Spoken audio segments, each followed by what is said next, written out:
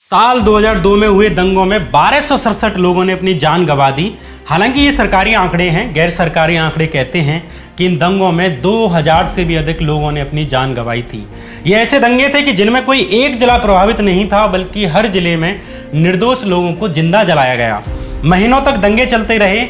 आरोप लगा कि ये सब सरकार, आरएसएस, बजरंग दल और विश्व हिंदू परिषद और पुलिस की मिलीभगत से हुआ। मोदी पर पहला आरोप लगा कि गोधरा कांड के बाद गोधरा से मृतकों के शवों को जानबूझकर अहमदाबाद लाया गया, जिससे कि जानबूझकर दंगे भड़के और राजनीतिक लाभ मिले, और यह फैसला किसी और का नहीं बल्कि मोदी का था। दूसरा आरोप यह लगा कि जिस शाम गोधरा कांड हुआ उसी शाम मोदी ने एक मीटिंग ली और अधिकारियों को आदेश दिया कि हिंदुओं के प्रतिशोध के बीच में ना आए। तीसरा आरोप अहमदाबाद की गुलबर्ग सोसाइटी को लेकर लगा, जिसमें 69 मुस्लिमों, महिलाओं और बच्चों को जिंदा जला दिया गया। आरोप ये कि सुबह ही कॉल करने के बावजूद स्थानीय पुलिस जानबूझकर इस सोसाइटी को बचाने के लिए नहीं पहुंची। चौथा आरोप ये लगा कि पुलिस कंट्रोल रूम में मोदी के 2 मंत्री जाकर बैठ गए, जिन्होंने पुलिस के काम को प्रभावित किया। पांचवा आरोप ये लगा कि गुलबर्ग सोसाइटी में रहने वाले कांग्रेस के पूर्व सांसद एहसान जाफरी ने मोदी को भी फोन किया था और बताया था कि एक उग्र भीड़ ने उनकी सोसाइटी को घेर लिया है, लेकिन मुख्यमंत्री ने कोई मदद नहीं की, उल्टा उन्हें गालियां दी। इसके बाद हुए नरसंहार में दंगाइयों ने गुलबर्ग सोसाइटी में 69 मुस्लिमों को मार डाला। साथ ही एहसान जाफरी को भी उनके हाथ काट डालने के बाद जिंदा जला दिया। छठवां आरोप यह लगा कि अहमदाबाद की नरोदा पाटिया नामक जगह को लेकर कि यहाँ हुए नरसंहार में 97 मुस्लिमों की हत्या कर दी, जिसमें कि अधिकतर महिलाएं थीं जिन्हें रेप करने के बाद जिंदा जलाया गया, लेकिन जानबूझकर पुलिस ने दंगाइयों को नहीं रोका। सातवां आरोप यह कि जिस दिन गोधरा कांड हुआ मुख्यमंत्री उसी दिन गोधरा पहुंचे, लेकिन उसके अगले दिन जब नरोदा पाटिया नरसंहार हुआ, गुलबर्ग सोसाइटी में नरसंहार हुआ, तो मोदी वहां पीड़ितों से मिलने के लिए नहीं पहुंचे। आठवां आरोप यह लगा कि मोदी ने दंगों को रोकने की बजाय ऐसे बयान दिए जिनसे कि गुजरात और अधिक दिन तक जलाया जाता रहा। नौवां आरोप यह लगा कि उन्होंने जानबूझकर आर्मी को लेट बुलाया, जबकि केंद्र में भी भाजपा की ही सरकार थी। 10वां आरोप यह कि जब दंगों के बारे में अदालत में सुनवाई हुई तो निष्पक्ष सरकारी वकीलों की जगह विश्व हिंदू परिषद और आरएसएस के लोगों को सरकारी वकील बनाया गया, जिनकी बदौलत दंगाइयों को जमानत दिलवाई गई। 11वां आरोप यह लगा कि जिन अधिकारियों ने दंगाइयों को रोकने की कोशिश की उनके ट्रांसफर कर दिए गए, पुराने केस खुलवाए गए, और जिन्होंने दंगे होने दिए और मोदी के समर्थन में बयान दिए उन्हें प्रमोशन दिए गए, पोस्ट रिटायरमेंट नियुक्तियां दी गई। 12वां आरोप यह लगा कि जांच एजेंसियों ने जानबूझकर असली गवाहों की बात नहीं सुनी, बल्कि आरोपियों की बातों को ही सच मानकर मोदी को क्लीन चिट दे दी। ऐसे तमाम आरोप गुजरात के मुख्यमंत्री को लेकर लगे, उनके मंत्रियों पर लगे। इसलिए देश की सुप्रीम अदालत और न्यायाधीशों का पूर्ण सम्मान करते हुए, जांच प्रक्रियाओं में अथाह श्रद्धा समर्पित करते हुए, आज के इस एपिसोड में हम बात करेंगे एसआईटी की उस जांच प्रक्रिया की जिसमें कहा गया कि मोदी के खिलाफ सबूत नहीं मिलते। क्या वाकई में कोई सबूत नहीं थे या जानबूझकर सबूतों को कूड़े में फेंक दिया गया? आज की इस पड़ताल में हम मोदी पर लगे इन तमाम आरोपों, उनकी जांच और जांच के बाद हुए परिणामों की बात करेंगे कि कैसे मोदी के खिलाफ उपलब्ध तमाम सबूतों के बाद भी वे जांच प्रक्रियाओं में सफेद होकर निकले। नमस्कार, मैं श्याम मीरा सिंह। राजनीति में स्मरण शक्ति का बड़ा खेल है, क्योंकि यहाँ पर एक घटना खत्म नहीं होती कि दूसरी घटना आ जाती है, दूसरी के बाद तीसरी, तीसरी के बाद चौथी और चौथी के बाद 5वीं घटना आ जाती है। जनता पिछली घटना को भूल जाती है और नई घटना में उलझ जाती है। इतने में कल का अपराधी आज का साधु बन जाता है और कल का कीटाणु वक्त बदलने के साथ खुद ही डिटॉल साबुन बन जाता है। इसलिए चीज़ों का याद रखा जाना जरूरी है, उनका डॉक्यूमेंटेशन जरूरी है।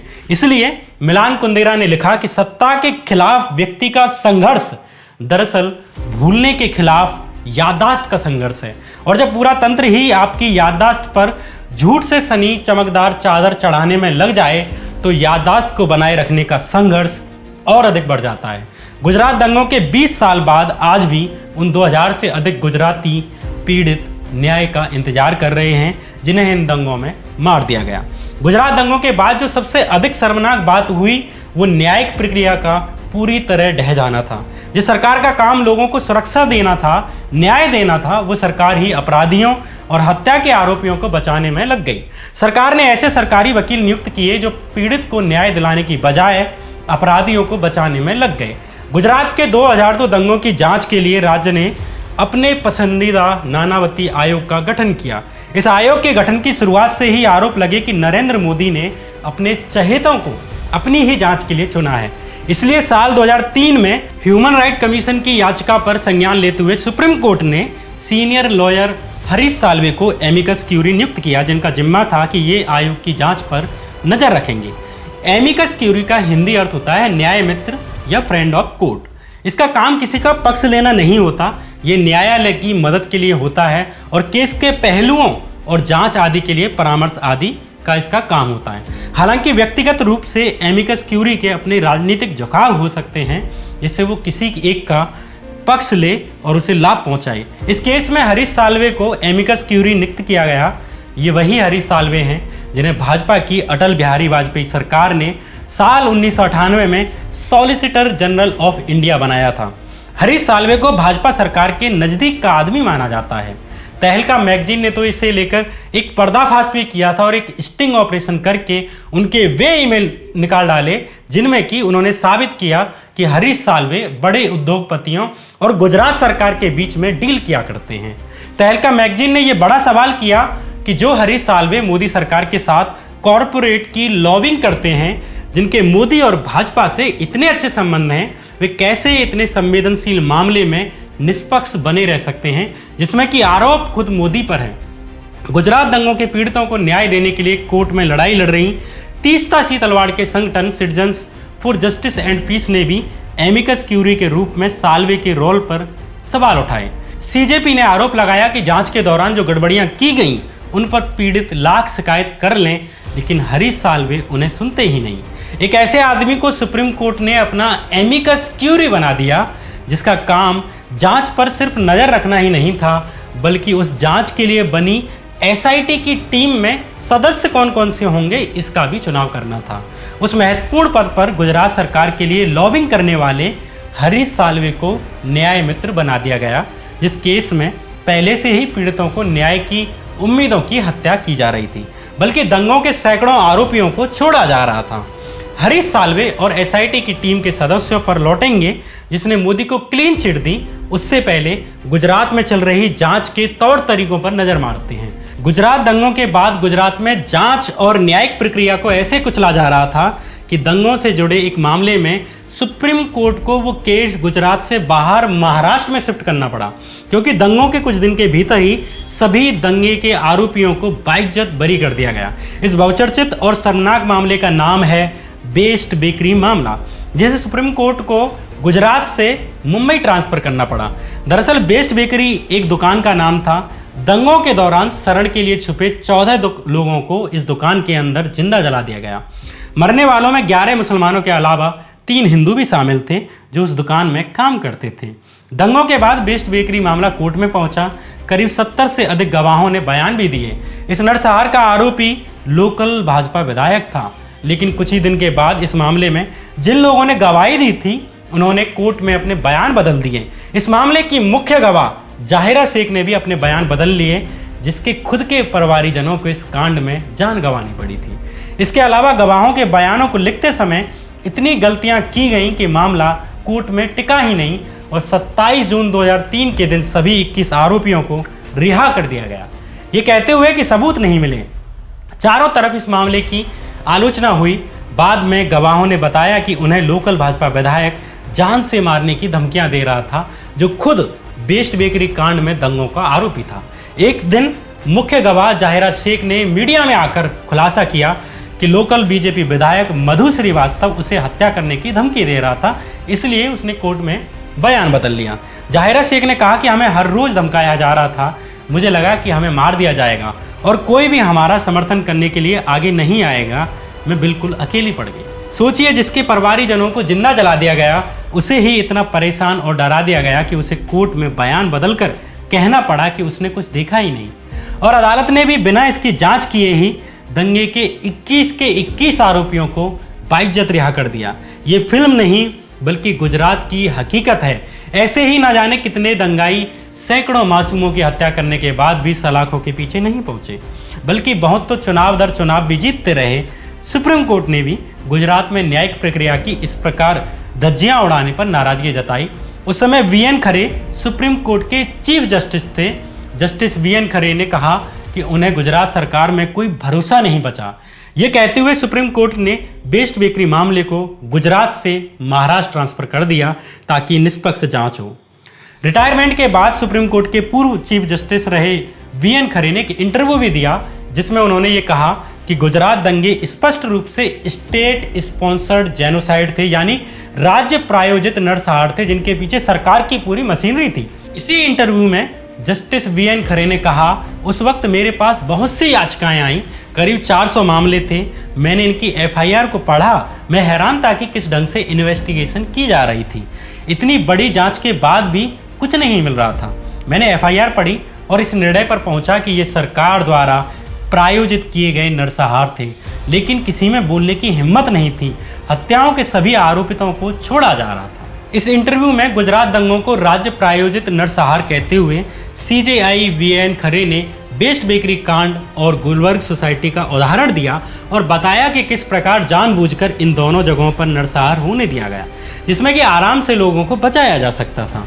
पूर्व सीजेआई वीएन खरे ने इस इंटरव्यू में एक जगह यह भी कहा कि मैंने ओपन कोर्ट में कहा, अगर मैं स्थिति में होता तो नरसंहार और हत्या के आरोप में नरेंद्र मोदी के खिलाफ एफआईआर दर्ज करता। जस्टिस वीएन खरे पर दोबारा आने से पहले यहाँ एक चीज का जिक्र करना जरूरी है कि गुजरात दंगों में पीड़ितों द्वारा नरेंद्र मोदी पर तमाम आरोप लगाने के बावजूद गुजरात पुलिस ने उनके खिलाफ एक एफआईआर दर्ज नहीं की। आप जानकर हैरान होंगे कि आज भले ही कहा जा रहा है कि दंगों में उनका हाथ होने के सबूत नहीं मिलते, लेकिन सबूत तब मिलेंगे जब उन पर एफआईआर हो, उन्हें रिमांड पर लिया जाता, क्रॉस क्वेश्चन पूछे जाते, ट्रायल होता, लेकिन ऐसा कुछ भी नहीं किया गया। नानावती आयोग ने तो इतने साल तक जांच की, लेकिन एक बार भी मोदी को पूछताछ तक के लिए नहीं बुलाया और बिना सवाल किए ही क्लीन चिट दे दी। एक इंटरव्यू में जब जस्टिस नानावती से यह पूछा गया कि आपने नरेंद्र मोदी को एक बार भी पूछताछ के लिए नोटिस क्यों नहीं भेजा, तो उन्होंने कहा कि उन्हें लगा ही नहीं कि मोदी को नोटिस भेजें। गुजरात दंगों की पूरी जांच में मोदी से सिर्फ एक बार पूछताछ की गई, वो भी साल 2010 में, वो भी सुप्रीम कोर्ट द्वारा गठित एसआईटी के द्वारा। इसके बारे में आगे और डिटेल में बताऊंगा। फिलहाल वापस बेस्ट बेकरी मामले पर लौटते हैं, जिसे कि सुप्रीम कोर्ट ने गुजरात सरकार पर अविश्वास जताते हुए महाराष्ट्र ट्रांसफर कर दिया था। इस मामले में बाद में 21 आरोपियों में से 9 को उम्र कैद की सजा मिली, जबकि इन्हीं आरोपियों को गुजरात में बाइज्जत बरी कर दिया गया था। जब इस मामले को गुजरात से महाराष्ट्र शिफ्ट किया गया तो उस वक्त के चीफ जस्टिस सीजेआई वीएन खरे ने एक महत्वपूर्ण बयान दिया था, जो इस केस के अलावा गुजरात दंगों के बाकी सभी मामलों की जांच में हुए फर्जीवाड़े को भी समझने में मदद करेगा। जस्टिस वीएन खरे ने कहा कि पब्लिक प्रोसिक्यूटर यानी कि सरकारी वकीलों, जिनका काम किसी की साइड लेना नहीं होता बल्कि ये सुनिश्चित करना होता है कि न्याय होना चाहिए, उन्होंने बचाव पक्ष के वकीलों की तरह काम किया।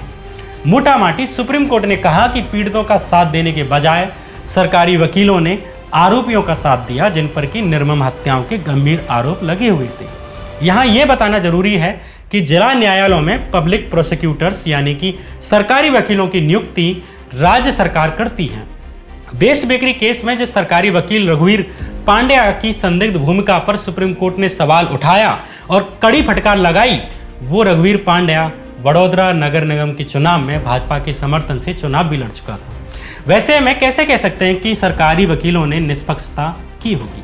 पब्लिक प्रोसिक्यूटर्स जैसे महत्वपूर्ण पद पर, जिस पर कि काम करना न्याय दिलाना होता है, उस पर एक न्यूट्रल आदमी का होना जरूरी है, लेकिन गुजरात सरकार ने पब्लिक प्रोसिक्यूटर्स के पदों पर pro BJP, RSS, Bajrang Dal और बीएचपी वाले लोगों को नियुक्त किया, जिसका असर लोकल अदालतों में गुजरात दंगों की सुनवाई पर हुआ। वे लोग जिन्होंने गुजरात में अपनों को खो दिया, उन्हें भी न्याय नहीं मिला और अपराधी आसानी से छूटते रहे, जैसा कि खुद सुप्रीम कोर्ट के जस्टिस वीएन खरे ने कहा था।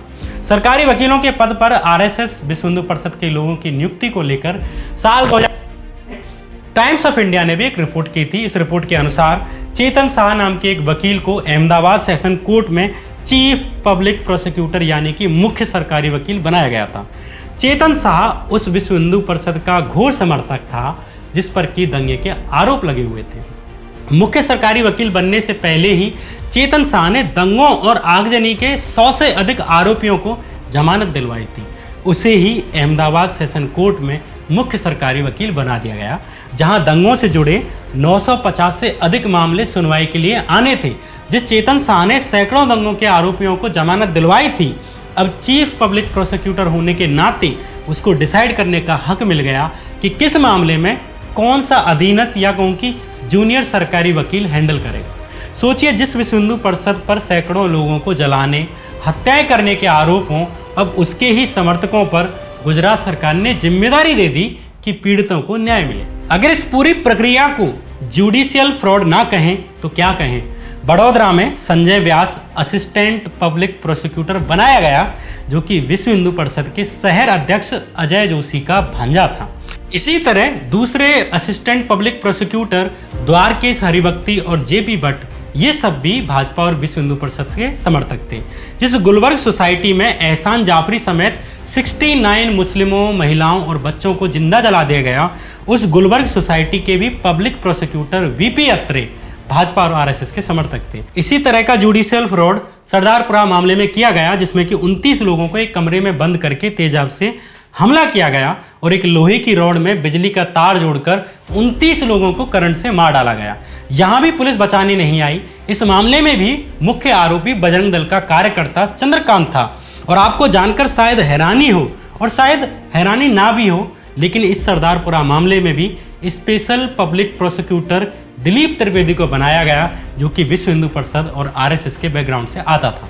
अब सोचिए कितनी निष्पक्षता के साथ इन लोगों ने इस नरसंहार में मारे गए लोगों को न्याय दिलाया गया होगा। सुप्रीम कोर्ट द्वारा नियुक्त जांच एजेंसी एसआईटी ने भी 2010 में जारी की अपनी प्राइमरी रिपोर्ट में भी पब्लिक प्रोसिक्यूटर्स द्वारा दंगाइयों को रिहा कराने की बात का खुलासा किया था। एसआईटी गुजरात दंगों के 9 बड़े मामले, जैसे कि गुलबर्ग सोसाइटी मामला, सरदारपुरा मामला, बेस्ट बेकरी मामला, नरोदिया पाटिया मामला, इन मामलों की जांच कर रही थी। एसआईटी ने बेस्ट बेकरी मामले का जिक्र करते हुए कहा कि रघुवीर पांड्या प्रो बीएचपी वकील को सरकार द्वारा पब्लिक प्रोसिक्यूटर बनाया गया, यानी उसे निष्पक्षता से विक्टिम्स को न्याय दिलाना था। पांड्या ने बेस्ट बेकरी मामले में ट्रायल कंडक्ट किए, जिसके परिणाम स्वरूप सभी 21 आरोपियों को रिहा कर दिया गया। एसआईटी ने सुझाव दिया कि बार एसोसिएशन को पांड्या पर उचित कार्रवाई करनी चाहिए। हालांकि इस एसआईटी टीम के मेंबर्स पर भी सवाल उठते हैं, क्योंकि इसमें जांच करने वाले अधिकतर गुजरात राज्य के ही पुलिस अधिकारी थे। यहाँ ये बताना जरूरी है कि किसी मामले में जिस वरिष्ठ वकील को अदालत अपना एमिकस क्यूरी या न्याय मित्र बनाती है, जिसका काम उस मामले पर कोर्ट को सलाह देने का होता है, आवश्यक जानकारियां देने का होता है, उसी की जिम्मेदारी होती है कि जांच एजेंसी एसआईटी के काम पर कैसे नज़र रखनी है और इस एसआईटी में सदस्य कौन कौन होंगे, ये काम एमिकस क्यूरी के द्वारा किया जाता है।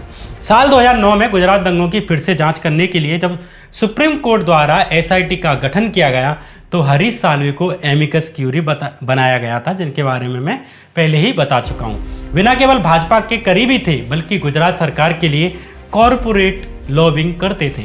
वैसे में कन्फ्लिक्ट ऑफ इंटरेस्ट के बाद भी हरीश साल्वे ने ही एसआईटी के सदस्यों का चुनाव किया, जिनकी जिम्मेदारी गुजरात दंगों की दोबारा से जांच करने की थी।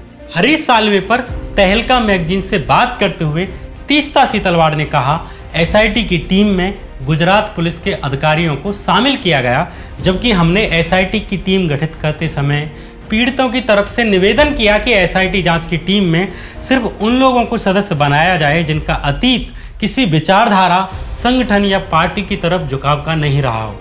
गुजरात पुलिस के ऐसे अफसर जिनका इतिहास न्यूट्रलिटी का रहा है, उन्हें एसआईटी की टीम में शामिल किया जाए। लेकिन एमिकस क्यूरी यानी हरीश साल्वे ने बिना पीड़ितों और हमसे कंसल्ट किए ही गुजरात सरकार द्वारा भेजे गए नामों को ही एसआईटी में शामिल किया। हमने इस पर आपत्ति जताई और अन्य नाम सुझाए, लेकिन कुछ नहीं हुआ। भले ही सुप्रीम कोर्ट ने सीबीआई के डायरेक्टर आर.के. माधवन को एसआईटी का हेड बनाया, लेकिन जांच करने वाली इस टीम में 3 महत्वपूर्ण सदस्य गुजरात पुलिस से लिए गए थे। एक आईजी आशीष वाटिया, एक आईपीएस गीता जौहरी और एक शिवानंद झा। ये वो 3 सदस्य थे जिनका काम सीधे जमीन पर जांच करने का था। इसके अलावा एसआईटी की पूरी सहायक टीम कांस्टेबल से लेकर इंस्पेक्टर और इंस्पेक्टर से लेकर डिप्टी एसपी तक की पूरी सहायक टीम गुजरात पुलिस की थी, जिन्होंने वास्तव में ग्राउंड पर जाकर जांच की, जिनका काम आरोपियों से पूछताछ और गवाहों का एग्जामिनेशन करना था। ये सब उस गुजरात पुलिस से आते थे जिसके बड़े अधिकारियों पर आरोप था कि सरकार, मंत्रियों, विधायकों, आरएसएस और विश्व हिंदू परिषद के दबाव में इन लोगों ने दंगों में निष्क्रियता निभाई। अब उन्हीं लोगों का काम सुप्रीम कोर्ट द्वारा गठित एसआईटी की टीम के लिए जांच करने का था। यानी अदालत से लेकर जमीनी जांच तक, थाने से लेकर मंत्रालय तक जांच की जिम्मेदारी उन लोगों को दी गई जिन पर दंगों के आरोप थे। एसआईटी की टीम में शामिल गीता जौहरी पर सुप्रीम कोर्ट ने पहले भी सोहराबुद्दीन शेख फर्जी एनकाउंटर मामले में एक सख्त टिप्पणी की गई थी और मामले की जांच को राज्य की सीआईडी से लेकर केंद्र की सीबीआई को सौंप दिया था। आईपीएस अधिकारी गीता जौहरी सोहराबुद्दीन शेख फर्जी एनकाउंटर मामले में मुख्य जांचकर्ता थी, जिसकी जांच करने की भूमिका पर सुप्रीम कोर्ट बहुत पहले ही सवाल उठा चुका था। अब उसे ही हरीश साल्वे ने एसआईटी का सदस्य बना दिया, जिसे कि गुजरात दंगों की जांच करनी थी। बाद में जब सुप्रीम कोर्ट में एसआईटी के सदस्यों के व्यवहार को लेकर सवाल उठाए जाने लगे, तो सुप्रीम कोर्ट ने अप्रैल 2010 में ऑर्डर दिया कि आईजी आशीष भाटिया और आईपीएस अधिकारी गीता जौहरी को एसआईटी की टीम में बाहर किया जाए। लेकिन कमाल की बात यह है कि जब इन दो सदस्यों के रिप्लेसमेंट की बात आई, तब भी हरीश साल्वे ने पीड़ितों के सुझाव को नहीं सुना और अन्य सदस्यों की नियुक्ति कर दी। शीतलवाड़ का कहना है कि हमने जनवरी 2010 में डिटेल में पत्र लिखकर बताया कि कैसे गुजरात में जांच के नाम पर एसआईटी के द्वारा फर्जीवाड़ा किया जा रहा है, लेकिन अमिकस क्यूरी हरीश साल्वे ने एक न सुनी। हारकर 6 अप्रैल 2010 को सुप्रीम कोर्ट को कहना पड़ा कि वे हमारी बातें सुने और अंत में सुप्रीम कोर्ट को एक गुजरात के बाहर के पुलिस अधिकारी ए.के. मल्होत्रा को कहना पड़ा कि वे जांच में की जा रही गड़बड़ियों की जांच करें। सुप्रीम कोर्ट के सीनियर वकील प्रशांत भूषण ने भी एमिकस क्यूरी के रूप में हरीश साल्वे की भूमिका पर सवाल उठाए हैं। पहले भी कई मामलों में उन्होंने एमिकस क्यूरी रहते हुए निष्पक्षता नहीं निभाई थी। कुल मिलाकर जांच करने वाले निचले अधिकारियों से लेकर एसआईटी के सदस्यों में गुजरात पुलिस का हस्तक्षेप रहा, जिस पर कि सीधा सीधा कंट्रोल गुजरात सरकार का है। अपने आसपास के राज्यों पर नजर घुमाइए और सोचिए कि राज्य की पुलिस अपने मुख्यमंत्रियों, मंत्रियों और उसके समर्थकों के खिलाफ कितनी न्यायपूर्ण जांच कर सकती है। ऐसा ही गुजरात दंगों की जांच के मामले में हुआ। नानावती आयोग की तरह ही एसआईटी की जांच ने भी कह दिया कि मोदी के खिलाफ सबूत नहीं मिलते। बिना किसी एफआईआर के ही मोदी को क्लीन चिट दे दी गई। दंगों के असली अपराधियों को बचाने के लिए पुलिस चौकी से लेकर न्यायिक प्रक्रिया तक को हाथ में लिया गया। अपने ही हिसाब के सरकारी वकील चुने गए। दंगों के हजारों पीड़ित दंगों के बाद लिखी गई एफआईआर से लेकर अंत में आई जांच रिपोर्ट तक एक उस प्रक्रिया से गुजरे जिसे एक जुडिशियल फ्रॉड कहा जाए तो भी कम है, क्योंकि ये किसी की मानवीय संवेदनाओं की भी हत्या थी। न केवल लोगों की हत्याएं की गई, बल्कि न्याय के न्यूनतम मूल्यों की भी हत्या की गई। सुप्रीम कोर्ट के चीफ जस्टिस वीएन खरे ने तो ये भी कहा था कि गुजरात में दंगों के आरोपियों और उन पर मुकदमा चलाने वाले अभियोजन पक्ष यानी कि सरकारी तंत्र में कोई अंतर ही नहीं बचा था। गुजरात दंगों की जांच के नाम पर नानावती आयोग ने, जिसे कि राज्य सरकार ने ही नियुक्त किया था, उसने अपनी पहली रिपोर्ट देने में ही 6 साल का लंबा वक्त लगा दिया। दूसरी रिपोर्ट साल 2014 में जाकर सौंपी। इस आयोग ने अपनी पहली रिपोर्ट 2008 में सौंपी थी। ये पहली रिपोर्ट भी गुजरात दंगों पर नहीं थी, बल्कि गोधरा कांड पर थी। अपनी पहली रिपोर्ट में भी नानावती आयोग ने मोदी को क्लीन चिट दे दी थी, ये कहते हुए कि गोधरा कांड में मोदी के खिलाफ कोई सबूत नहीं मिलते। बाद में जब साल 2014 में मोदी प्रधानमंत्री बन गए, तब जाकर अपनी दूसरी रिपोर्ट सौंपी और गुजरात दंगों के लिए मोदी को क्लीन चिट दी। इधर साल 2006 में ही एहसान जाफरी की पत्नी सामाजिक कार्यकर्ता तीस्ता शीतलवाड़ के साथ और उनके एनजीओ की मदद से कोर्ट पहुंची और मांग की कि गुजरात दंगों की जांच राज्य सरकार की मशीनरी की जगह सीबीआई से कराई जाए। उन्होंने मोदी और अन्य 60 से अधिक लोगों पर तथ्यों के साथ आरोप लगाया कि इन लोगों ने प्लानिंग के तहत गुजरात दंगे कराए और होने दिए, इसलिए इनकी भूमिका की जांच हो। लेकिन लोकल अदालत और गुजरात हाई कोर्ट ने जाकिया जाफरी की एक बात न सुनी। अंत में साल 2008 में सुप्रीम कोर्ट ने उनकी याचिका स्वीकार कर ली और एसआईटी के गठन का आदेश दिया। इस एसआईटी का हेड सीबीआई के पूर्व डायरेक्टर आर.के. माधवन को बनाया गया, जिन्हें बाद में मोदी ने रिटायरमेंट के बाद में साइप्रस देश में भारत का हाई कमिश्नर नियुक्त किया। माधवन के अलावा बाकी सदस्यों की नियुक्ति कैसे हुई, कैसे हरीश साल्वे ने की, इसके बारे में हम पहले ही बता चुके हैं। अपनी साल 2012 की क्लोजर रिपोर्ट में इस एसआईटी की टीम ने मोदी को क्लीन चिट दे दी। जाकिया जाफरी जो पहले से ही कह रही थी कि इन्वेस्टिगेशन में फ्रॉड चल रहा है, उन्होंने इस रिपोर्ट के खिलाफ गुजरात की लोकल अदालत में एक याचिका डाली कि वो इस रिपोर्ट को स्वीकार ना करें, लेकिन मेट्रोपॉलिटन मजिस्ट्रेट के द्वारा इस याचिका को रद्द कर दिया गया और एसआईटी की फाइनल रिपोर्ट को एक्सेप्ट कर लिया गया। जाकिया फिर हाईकोर्ट पहुंच गई, लेकिन वहां भी साल 2017 में उनकी याचिका को रद्द कर दिया गया। साल 2018 में मृतक एहसान जाफरी की बुजुर्ग विधवा जाकिया जाफरी सुप्रीम कोर्ट पहुंची। कुछ दिन इस मामले पर सुनवाई हुई, लेकिन बीते 24 जून 2022 को सुप्रीम कोर्ट ने भी जाकिया जाफरी की इस याचिका को रद्द करते हुए एसआईटी की रिपोर्ट पर अपनी मोहर लगा दी। साथ ही सुप्रीम कोर्ट ने एक ऐसा भी बयान दिया जिससे न्याय की उम्मीद करने वालों को गहरा दुख पहुंचा। सुप्रीम कोर्ट ने कहा कि सामाजिक कार्यकर्ता तीस्ता सीतलवाड़ जाकिया जाफरी की भावनाओं का इस्तेमाल अपने लिए कर रही हैं। सुप्रीम कोर्ट की इस टिप्पणी के बाद अगले ही दिन तीस्ता सीतलवाड़ को गुजरात पुलिस ने अरेस्ट कर लिया। फिलहाल तीस्ता जेल में है, लेकिन कमाल की बात है कि न्याय को कुचलने वाले आज संवैधानिक पदों पर हैं, लेकिन न्याय के लिए लड़ने वाले जेल में हैं। न्याय की आस में 20 साल तक कानूनी लड़ाई लड़ने वाली जाकिया जाफरी को इस देश की न्याय व्यवस्था से आखिर क्या मिला? इन बूढ़ी आंखों का तापमान महसूस करने की ज़रूरत है। ये आंखें हिंदू हों या मुसलमान हों, क्या फ़र्क पड़ता है? अपने अगले एपिसोड में और शायद गुजरात दंगों से जुड़ी इस सीरीज के अपने आखिरी एपिसोड में हम मोदी और उनकी सरकार पर लगे आरोपों की पड़ताल करेंगे कि संजीव भट्ट के उस आरोप में कितनी सच्चाई है जिसमें उन्होंने कहा था कि मोदी ने एक मीटिंग में अधिकारियों को कुछ विशेष निर्देश दिए थे। इस आरोप की भी पड़ताल करेंगे कि जाकिया जाफरी के पति एहसान जाफरी ने जब मरने से पहले मोदी को कॉल किया तो उन्होंने क्या कहा। बात करेंगे उन हरेन पांड्या की भी जो गुजरात के गृह मंत्री रहे थे और मोदी के खिलाफ गुजरात दंगों को लेकर दिए बयान के बाद जिनकी संदिग्ध परिस्थितियों में हत्या कर दी गई, और उन अधिकारियों की भी बात करेंगे जिन्होंने दंगों को रोकने की कोशिश की, निर्दोष लोगों को बचाने की कोशिश की और अंत में उन्हें सजा मिली। उन अधिकारियों का इतिहास भी टटोलेंगे जो दंगों में शामिल रहे और बाद में हुजूर से इनाम पाए। गोधरा कांड और गुजरात दंगों की पड़ताल पर अपनी सीरीज का ये तीसरा एपिसोड था। इससे पहले 2 एपिसोड बनाए जा चुके हैं जो गोधरा कांड और नरोदा पाटिया नरसंहार पर गहरी पड़ताल करते हैं। इन वीडियोज़ की लिंक कमेंट बॉक्स में मिल जाएगी। तब तक के लिए नमस्कार।